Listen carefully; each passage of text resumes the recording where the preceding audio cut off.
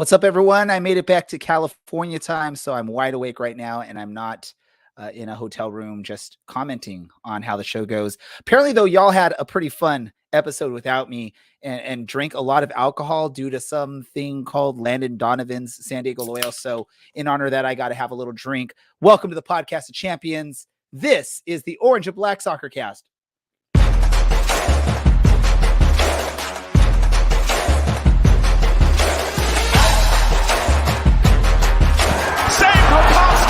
And the air leaves Al Lang Stadium in one large exhale. Trouble. Arozarena's beat. Orange County opens the scoring. It's Thomas. Kuninga scores! The old guard with a new trophy. This is the Orange and Black Soccer Cast, the first and only podcast dedicated to Orange County Soccer Club, its fans, and supporters. Follow us on Twitter at OCSC_SoccerCast or on Facebook at Orange and Black Soccer Cast.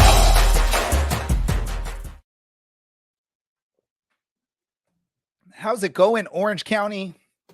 Welcome to another episode of the Orange and Black Soccer Cast, the first and only podcast dedicated to Orange County Soccer Club, its fans and supporters. I'm your host, Ray Zamora, and I'm here to take you through this journey as we discuss all things Orange County Soccer Club. Let's bring them all on to the screen here. Let's start off with Mr. Brad, number one. How are you feeling, man? First, introduce onto the show. I think that's a dream of yours, right? Yeah. Well, you don't need to introduce anybody else because we've peaked. The DJ Ray Zamora and Brad show. No, I'm doing well. I had my birthday last week, and yeah, we get to talk about some soccer.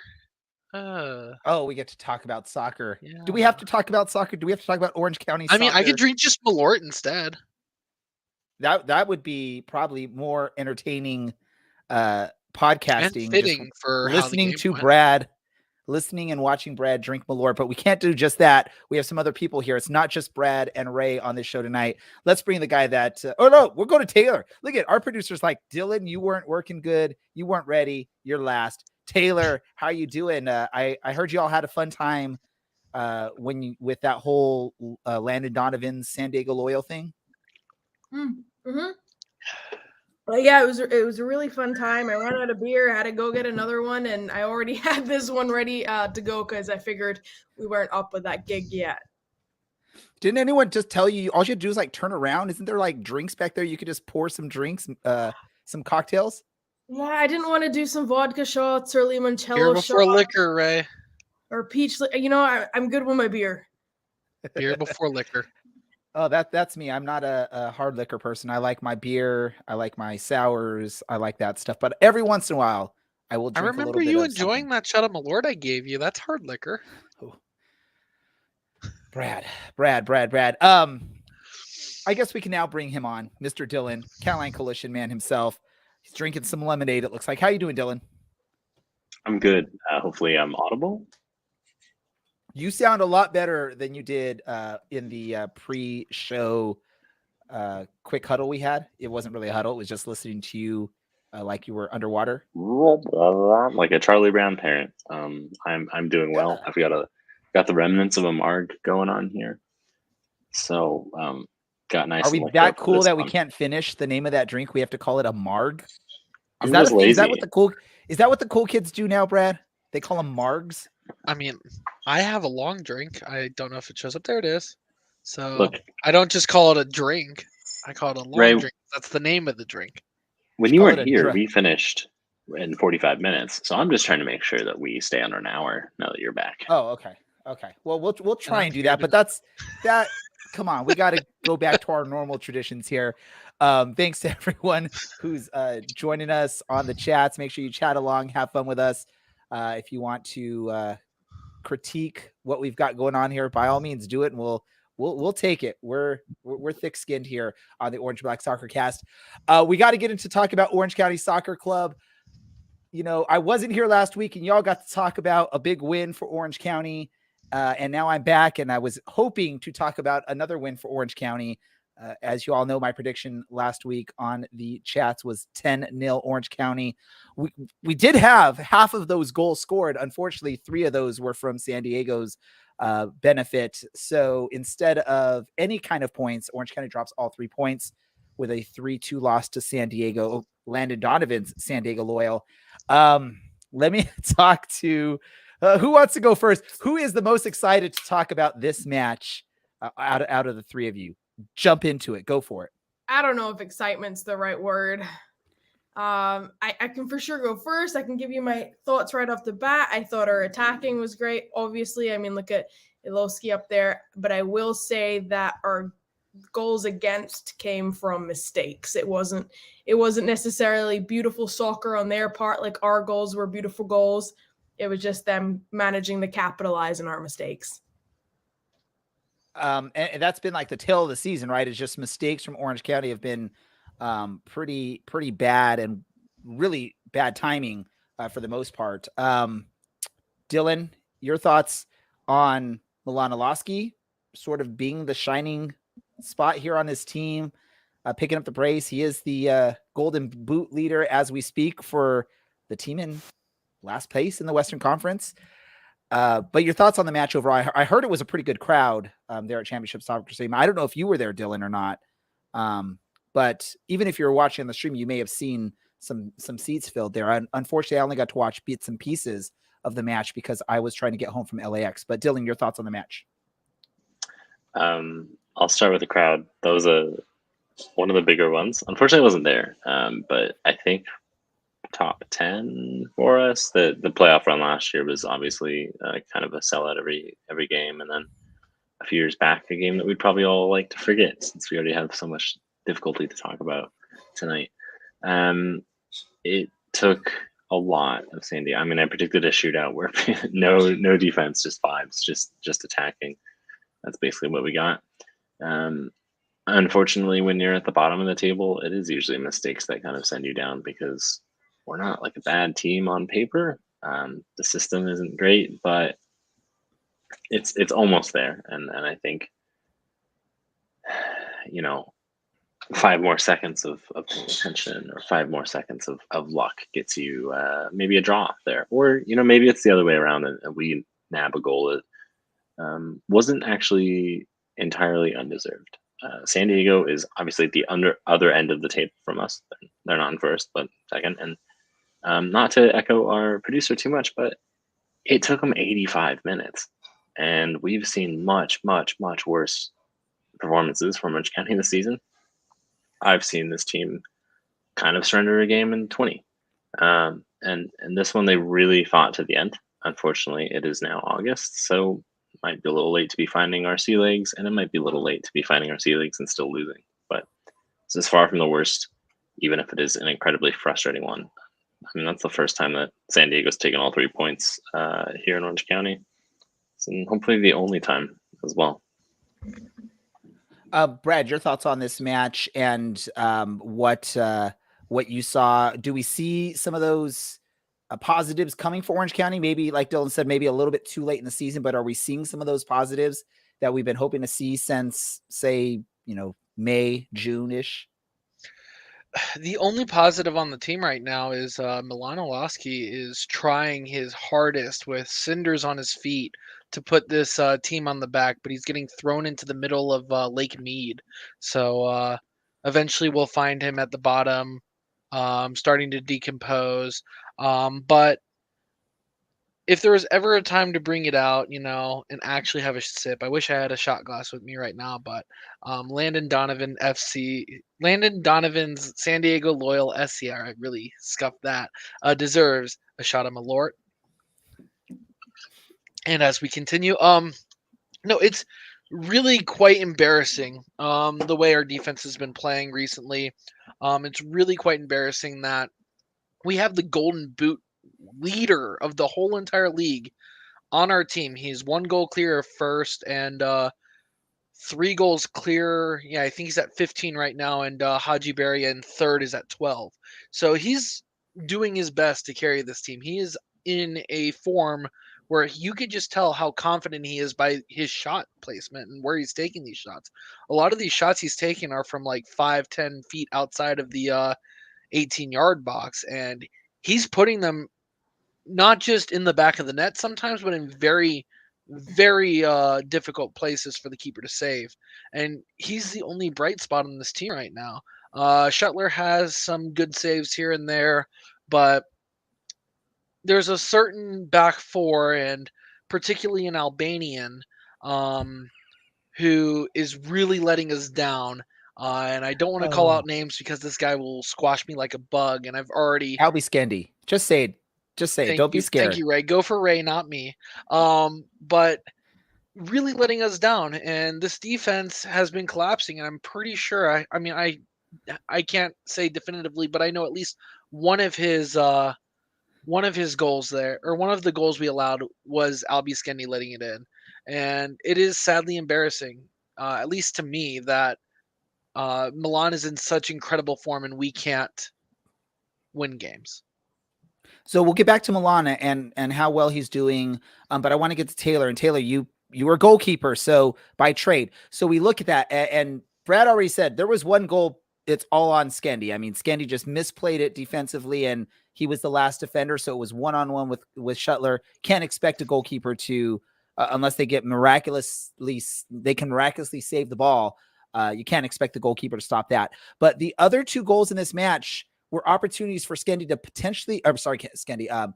to potentially come out and punch the ball away, grab the ball, at least get into contact. And we all know when it comes to soccer, if the goalkeeper gets just one finger on them, the ref's going to blow the whistle and call a foul on the opposing team. Are we seeing some of Shuttler's inexperience or youth in goal in those moments? Is that something? Do you see either of those two goals that he possibly should have came out and at least made a play on the ball or tried to punch the ball away? Or is he doing what you would do in goal in those types of situations? Yeah, all three, I kind of wouldn't have done anything the same. The two that were in like right on him, like I feel like maybe go up for it. Maybe he was like scared to get a misjudgment or something. I'm not sure if it was an off day, because I've seen him come out before for those kind of balls. So I'm not too sure what happened Saturday night for him, but those two for sure, I would expect him to get a fingertip, a punch, even an attempted catch on. It's kind of disappointing to see, especially like on the second one with the header down, like he's just diving backwards, not forwards. Like there's just like technical things like, to go through on, like if you were in practice, you'd be getting nailed for. The one that ended up being the 1v1, like you said, like that's on Skendi, that's not on Shuttler. I just feel like maybe either like wait a little second longer in backwards, or like go full throttle and set a little later, but he just kind of got caught in no man's land, in my opinion. I know that some goalies tend to go all the way out and play really aggressive. I don't play like that. I like to play when it's a 1v1 situation. I like to play a little bit more of a waiting game, wait right there. And then like it also kind of throws them off if you're like waiting in goal, not like right on your line, but you need to come out some, but he ended up in the middle. So I feel like this is probably one of the weaker games that we've seen from Shuttler. I've been like a huge fan of him going in beforehand, but this one definitely had me a little bit like, was that the right call? No. Was this the right call? No. But we'll see how he goes and how he pulls back from here. But I think we might, if he keeps this up, we might see a little return of Rakowski. I'm not sure. Sorry, I'm not like laughing or making a face at anything you're saying, Taylor. I can see the green room and who's hanging out there, and someone's ready to boast and brag. He's got like the gear on. He's got the hat going, ready for it. So maybe we'll hold off on bringing him on so he can hear what we have to say. It's his fault for being a little late, and that's Mr. Allen. When I look at Shuttler in this match, I mean, goalkeeping is probably one of the most difficult positions to play on the pitch, because you're damned if you do, you're damned if you don't. You look at the situation when Skendi totally messes things up.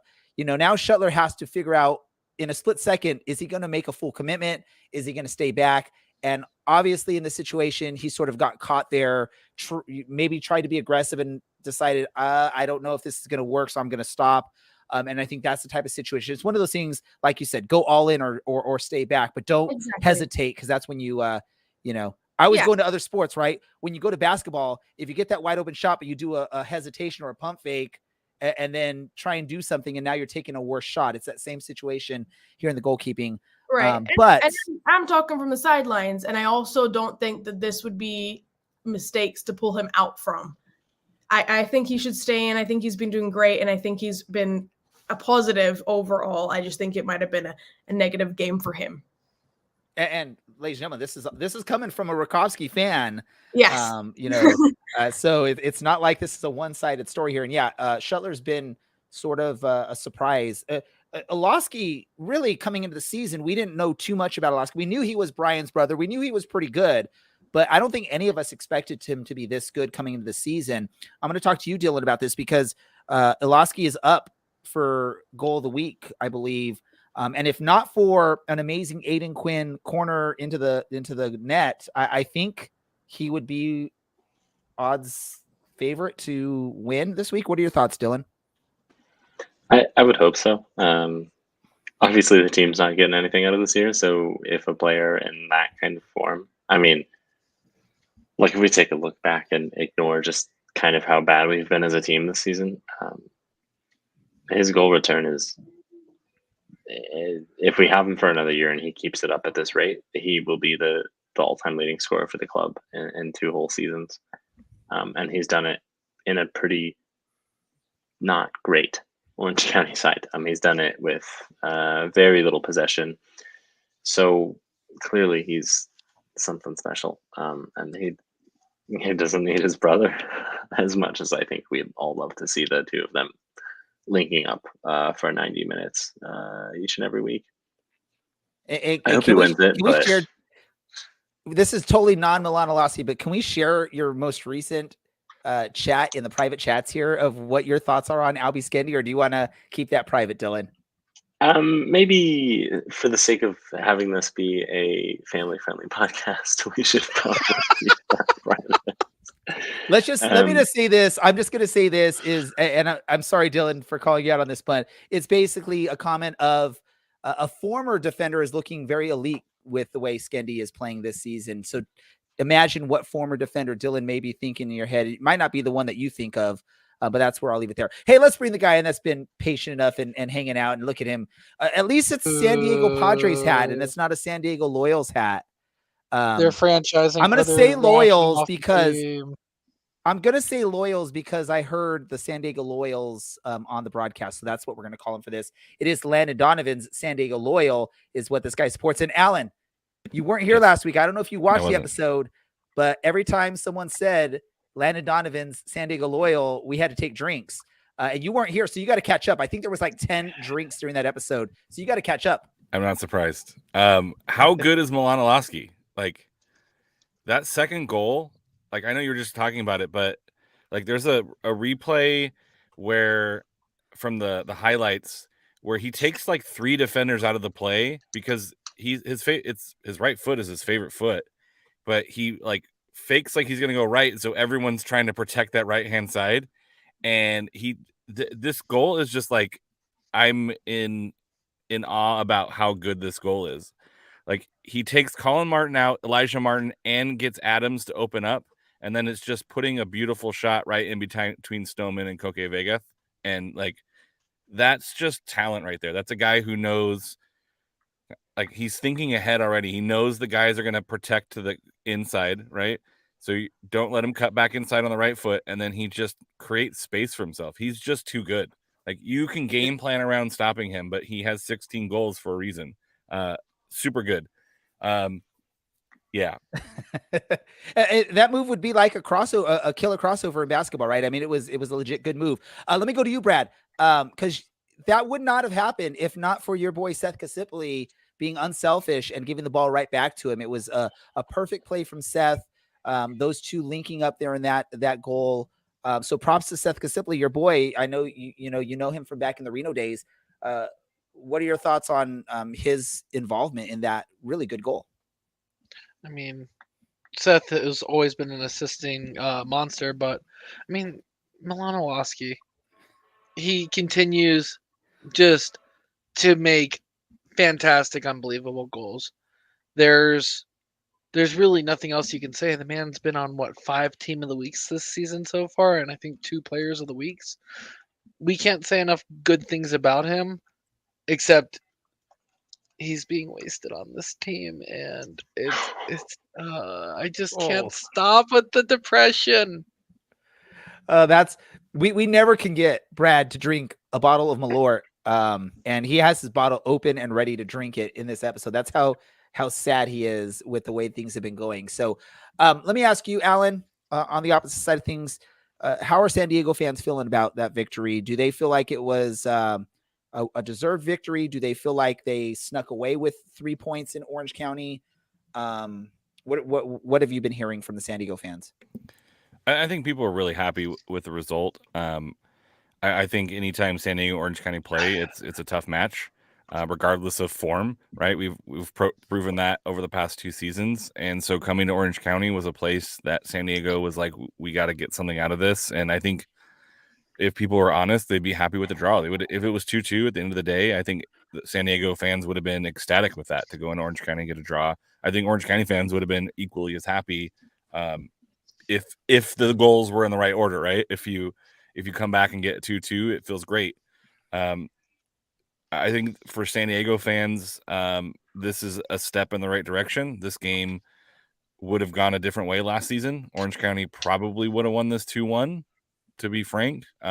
It's just that, with guys like Among and Colin and Conway, they're just a better team. They have more attacking firepower and they play way more aggressive. No offense to Augustine Williams.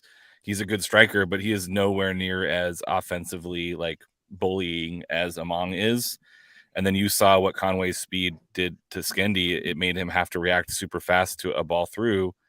And that's a tough position to be placed in. It was a really good turn by Among, puts the ball in and makes Skendi have to make a split second play. And just like Alaski took advantage of a defensive miscue and an unfortunate block, 9 times out of 10, that ball skips a different direction. It just happens to go right into Conway's path. So I think San Diego fans are ecstatic with this win. I think that, maybe they feel like they stole something. I think Orange County played well enough to get something out of this. But letting a defender get a wide open header on a set piece is never great. And then when you're skating with those fine margins and one mistake, and last season Loyal probably don't capitalize on that mistake, and it's a 2-2 or a 2-1 loss for San Diego. But again, like Milan Alaski is, you can game plan for him. He's still going to find space for himself. Kasipli had a pretty good game. Coley was pretty good as well. I think Shuttler gets a little bit blamed for some stuff, but 2 of those goals, I'm not sure he really had any hope to save those. Then the other one was a header down into the ground, and you got to react low and it bounces back high. So it's kind of unfortunate for him. I think he was kind of let down. I don't think this was I don't think it was a bad game for him in general, but San Diego fans are pretty happy. I think we can say Phoenix, San Diego Phoenix is one thing, but I think the real kind of on the field rivalry is building more with Orange County, just because the games are so intense and they mean so much. I think more than some of the Phoenix matches, particularly down the stretch last season. And then, our producer put on the chats there, Chaplow said post game that 2 goals should mean a win for Orange County. But that is not the case in this. Taylor, should this have been a win for Orange County with 2 goals, or is that sort of a little bit maybe glass half full mentality from Chaplow? I don't know. I mean, last year we probably could have said 2 goals at home would have been a win. I think this year we can't say that. I don't remember. I think it was talked about maybe like a podcast or 2 ago, like the last time that we had a clean sheet. I don't remember it. I don't even remember hearing about a clean sheet from us anymore. So like we can never expect to have 2 and be a win anymore, which I think is a sad case. I don't think we're going to get a back line ever sorted or comfortable for the rest of whatever we have left, whether that be extremely short or a tiny bit longer. But I don't know. That back line is what we need to get sorted out. Otherwise, it will never be 2 goals as a win. By all means, that's perfect. Let's do this with the match over, the prediction score line here for all of us. I definitely did not do well last week with my 10-0 prediction, but let's see how things are going with this match or with this game, Allen is still in the lead. I think he was in the lead last week. I wasn't here to remember if that was the case. But Allen is leading 76 points, but El Patron de Corazon is beating all of us with 90 points. So Allen, you better step your game up and make sure El Patron does not come away with the victory. Logan's also there ahead of us. So we have two of the fans that are smarter than us experts when it comes to predicting scores. Allen, you don't need to put the finger quotes. We are experts. That's why we're doing a podcast. That's why we're here, right? But that's the way things are going. And to help all of our scores out, we have to become smart about this upcoming match. Excuse me, I've already drank too many beers, so I just don't want to burp on air. But we have an upcoming match against Colorado Springs. It is a home match, and it's probably going to be a difficult match again for us. How is this match going to go? Who won? I'm going to go to Brad. I haven't heard your voice for a while, Brad. Orange County hosting Colorado Springs. How confident you are of some sort of result for Orange County in this match? Well, at the beginning of the season, we traveled, like very first game of the season, we traveled to Colorado Springs, and I don't remember how that game went. Pulling it up right now. I'm pretty sure a 2-1 loss. And I'm pretty sure that one started off with us allowing 2 goals before we got on the board late by Inaloski. And Colorado Springs, yep. Colorado Springs is in third on the table right now, and they are a very well-balanced team. I'm not too positive about this, especially with the run of games we have to play. It's going to be difficult to get any points, and I think this Colorado Springs team is just right now better than Orange County, just simply put. Yeah.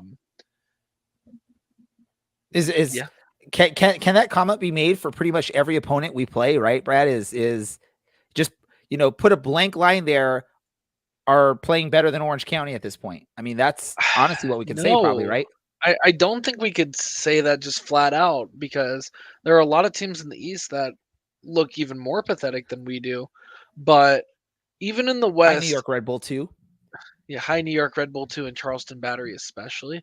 But there are a couple teams in the West that I could honestly see us beating if we have the right roster playing against them, even though they're above us on the standings. But right now, this Colorado Switchbacks team is not one of those teams that I'm thinking of. In the past eight games, who has more points, Colorado Springs or Orange County? I assume you know the answer on that, Alan, so I'm not going to waste time with trying to guess. Orange County has 1 more point than Colorado Springs in their past 8 matches. So look at that. The San Diego fan is coming through saying Orange County fans should actually have some hope here. Now, let me go to you, Dylan. You're going to be our scientist. You're going to play scientist right now. I only do that because I think when my wife did her little virtual, murder mystery thing, you were explorer / scientist, right? Something like that.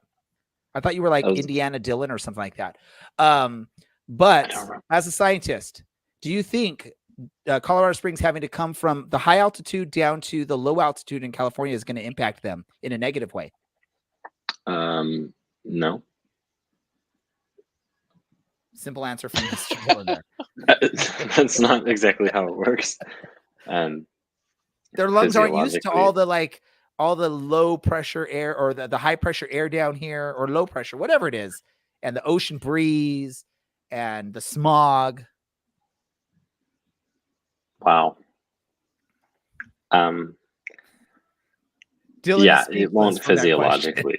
They will probably suffer more from playing on grass instead of turf than they would from coming down from 7,000 feet. They've not been good as of late, but they're probably a lot more fit than Orange County. And that's even without Ben Miles, who is definitely not going to make this match, unfortunately. But yeah, I mean, it's kind of the bad side of you play a team that is tremendously fit from basically being Bethlehem Steel reloaded and also playing at 7,000 feet each and every week. which isn't great news for us because we're, I mean, Daniel Peterson's not a center back, and yet he's still playing back there. Albie Scandy is something and is also playing back there. So He's big and tall. That's what we can he's say about Albie Scandy. That's why big he and plays all over tall. the pitch, right? Yeah, and oh god, yeah. It's to answer your question. No, they will have the upper hand in fitness here, and unless their whole team is suffering from long COVID still. All right, let's go to Taylor. Taylor, do you have any confidence for Orange County in this? And what do we need to see from Orange County to get 3 points or maybe even just 1 point? Who cares? Just a result of some sort. Confidence? No. What do we need to do? Change who we have in certain positions. Specifically that back line, we have someone that can play multiple positions, but they're in a position that can't play that one. I don't know. I have bad feelings about it, and I think it's going to go 3-1 to the Switchbacks, but we're going to score first, but it's still going to end up 3-1 to them. So they're going to get our hopes up and let us down at the end. That's what I think. Okay, Alan, you seem like the only person that has some sort of positivity for Orange County here based on what you said earlier. Please tell me you weren't just leading us on here, and there is some positivity here for Orange County heading into this match. Well, I mean, the last 2 matches they played at home versus Charleston Battery, and that's one of those teams that has been performing worse than Orange County. It was a 3-3 draw, and then they went to Phoenix and lost 4-0. So I think, basically going back to the Milanowski can pretty much save any game that he plays in. And Colorado Springs has given up 7 goals and actually 7, 8, 9, 10, 12 goals in the last 4 matches. That's a lot of goals to give up. So I don't think you're going to blank Colorado Springs. So I don't think a clean sheet here, but I think Orange County has enough to, if they play the way they kind of played against San Diego, I think this is a 2-2 draw. I guess we're already going into predictions, so let's go ahead and do this. We already got Taylor's prediction. We got Alan's prediction. Let's go to Dylan. What's your prediction for this match? A 2-1 at Colorado Springs. Brad? I'm going to be very positive outlook here with the poor run of form. I know we cannot allow allow a clean sheet, so I'm going to go with the Dylan special. 1-1. All right. I've been thinking about, I had a week off from the podcast. I've been thinking about it. I think I know why we've been losing so many matches this season. And it's because my predictions have been way off. I've not been doing what works for Orange County when it comes to predictions. So I'm going to go with Dylan's favorite prediction for me. Dylan, what's my prediction?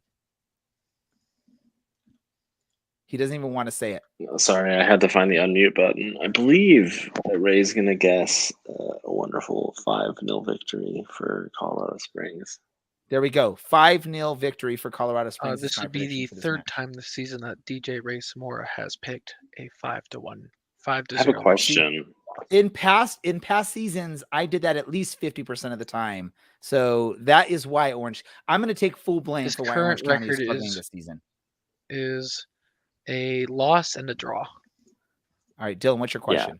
So I would actually like to know what you predicted for the last game of last season.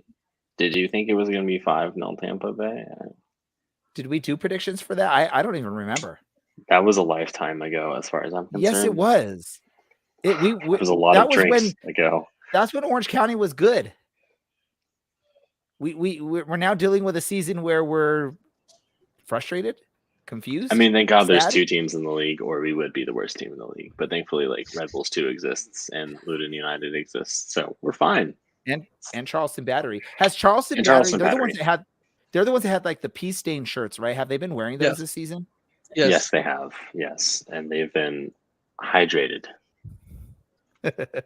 I was disappointed because on my flight back from New York to California, I had Wi-Fi, and they actually had decent Wi-Fi where I could watch Hulu/ESPN Plus, and I was watching the Charleston Battery match, hoping I'd get to see those wonderful kits, but they wore the other ones that are like the black with yellow stripes.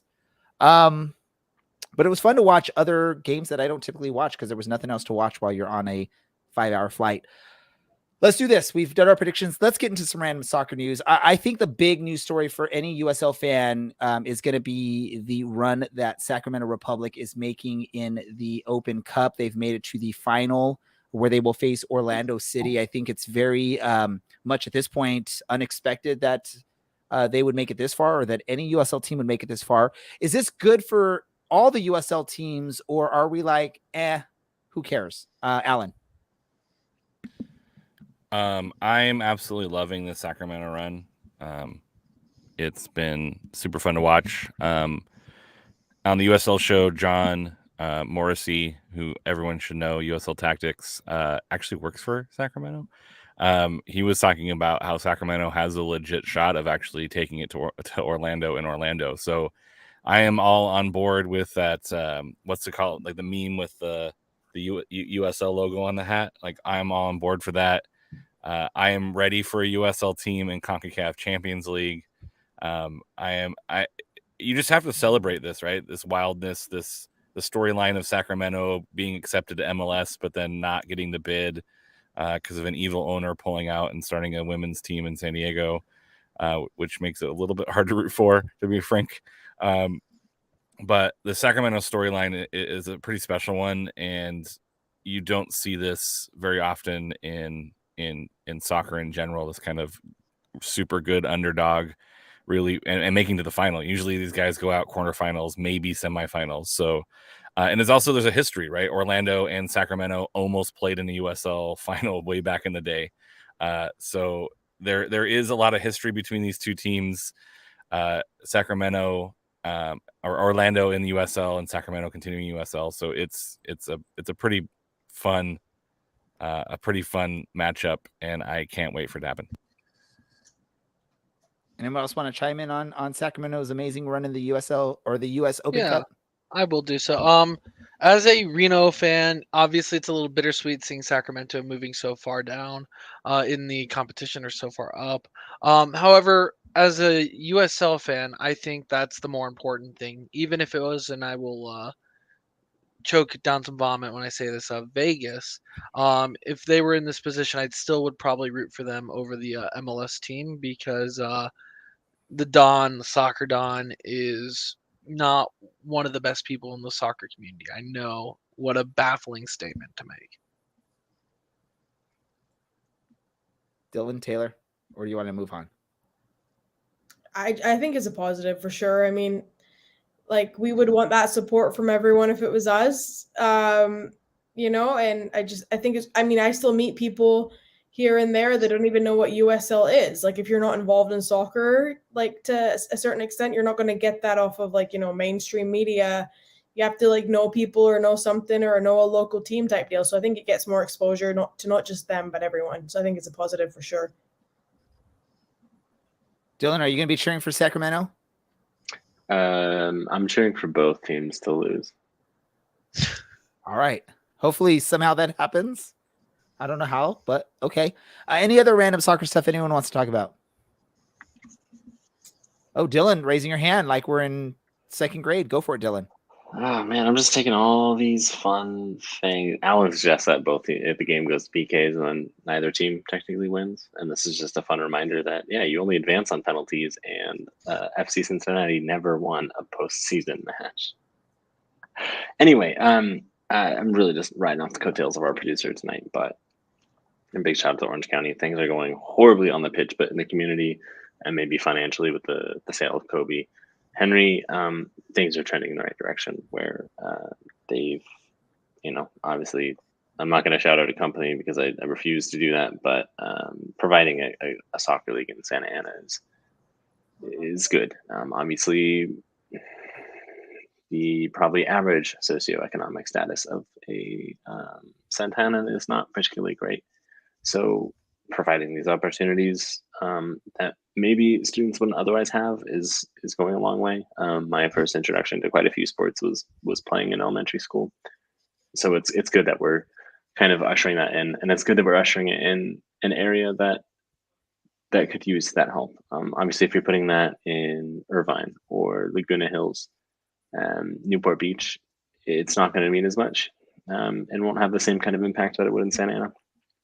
So it's good to see us representing maybe a little more of an underrepresented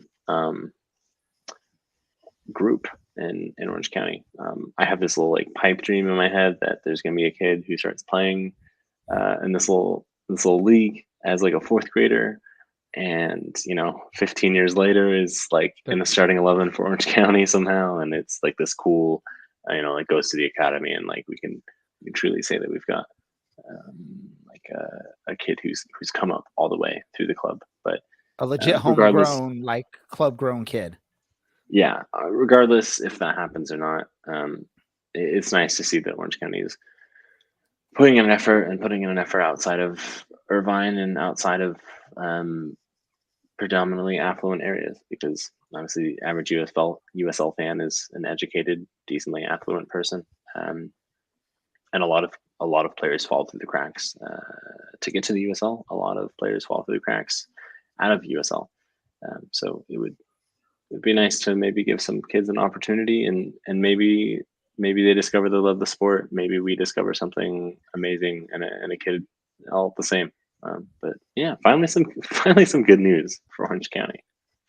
And I'll say this because Dylan's scared, I guess, to say corporate names, but it's a partnership between Orange County and Dick's Sporting Goods. Is how this sort of free soccer for, I believe it's 4th and 5th graders in the Santa Ana area or Santa Ana school districts. So good for that. Good for the club and Dick's Sporting Goods for putting that together. And it seems like the club is really trying to get some relationship building in the communities in the city of Santa Ana. Who knows? Maybe in the near or far future, that's a potential home location for Orange County Soccer Club. If things don't work out in Irvine at Championship Soccer Stadium. Anyone else? Random soccer news. I will do my usual plug for women's soccer like normal. The UEFA women's final just happened, England, Germany, and as much as it pains me as a Scots woman to support England, I was going for it because I mean it's still a great thing.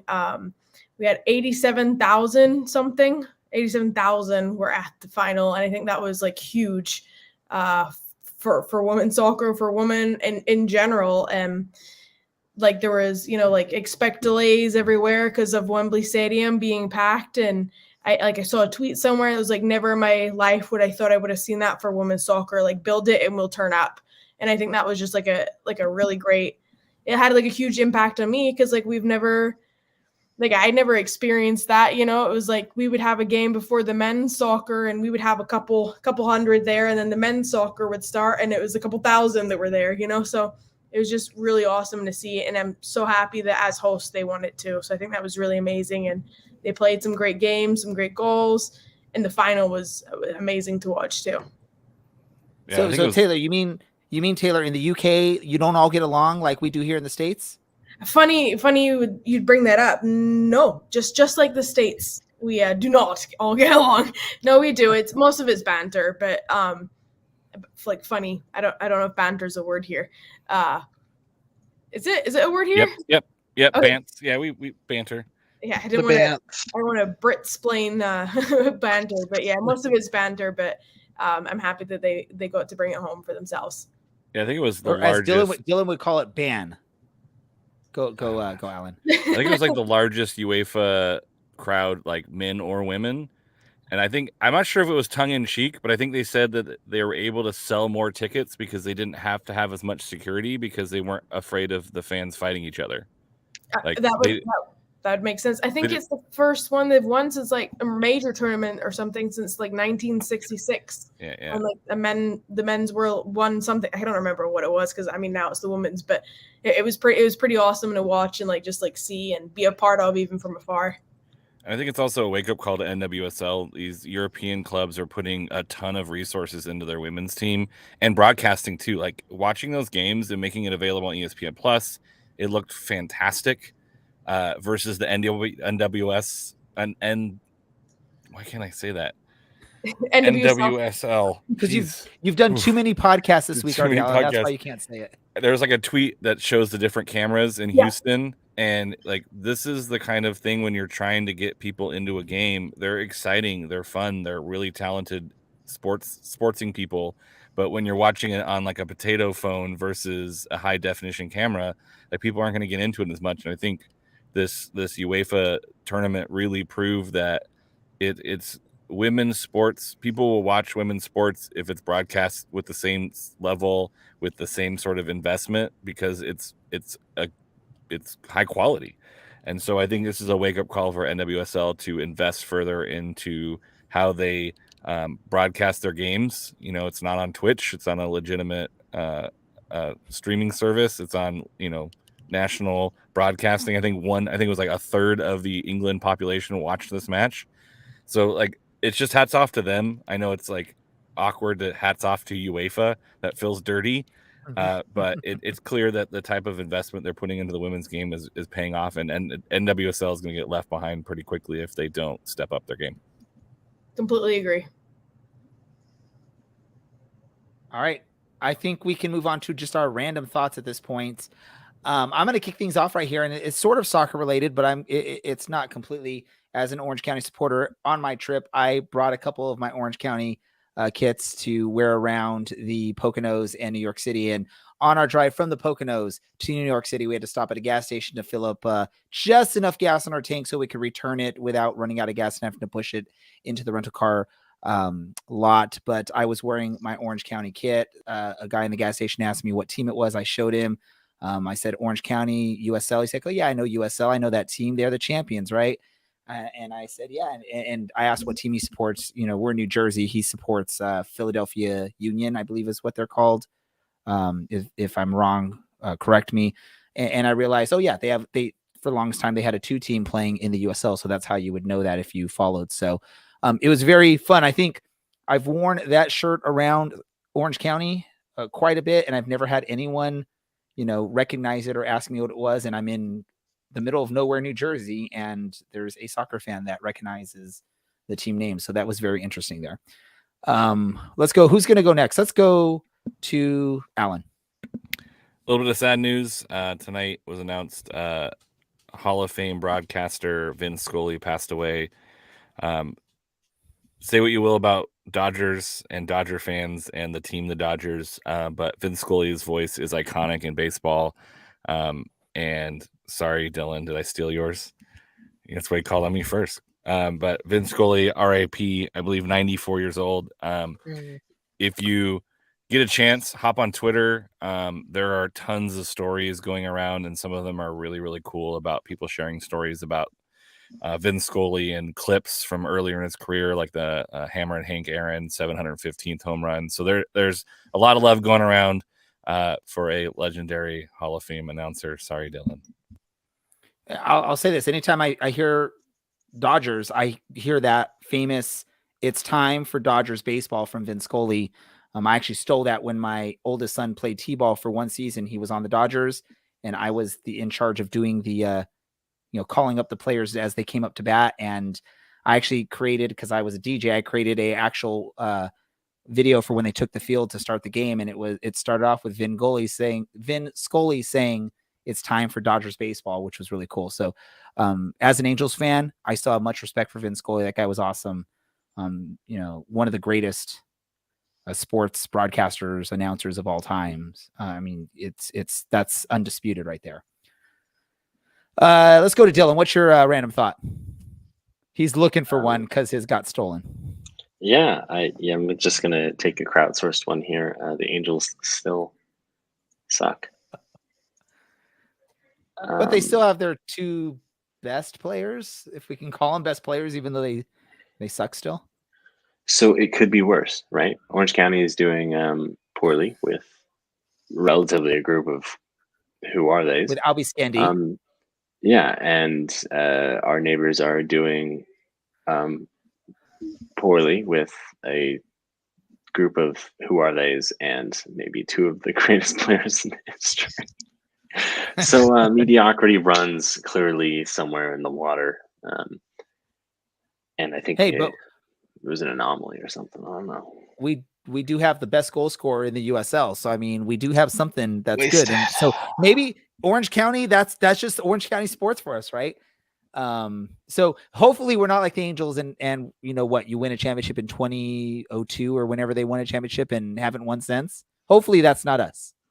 So they won in I think it was 02. I was a little kid. The Ducks won it in 07. We did it in 21. So someone do the math there. 5 and then A lot. I don't know, like 3 drinks in tonight. So I'm just gonna shut up. But whatever, man. It really sucks to be from Orange County, doesn't it? 3 drinks of your margs. I've had a couple margaritas and Full a nice name this beer. time. All right, Brad, random thought. You know, I've had all this time to come up with one, and I don't. I'm just gonna echo what Alan said, and rest in peace to Vince Scully. He was a monumental person in the sports world, and also, you know what? I'll add one to it. Bill Russell passed away, I believe, yesterday too, and I have heard nothing but amazing stories about him as well. So the sports world has lost 2 very incredible people over the past 48 hours. Taylor, saving the best for last. What pressure. We went to to Nitro Circus in LA on Saturday. So it was like the professional motocross, BMX, skateboarders, scooters, like the jumps and and doing like crazy stunts. And like it was like amazing to watch. Totally surreal. It was just fantastic. I think they're around here some more. So if you have the opportunity to go, take the kiddos and go out, like it was a great time.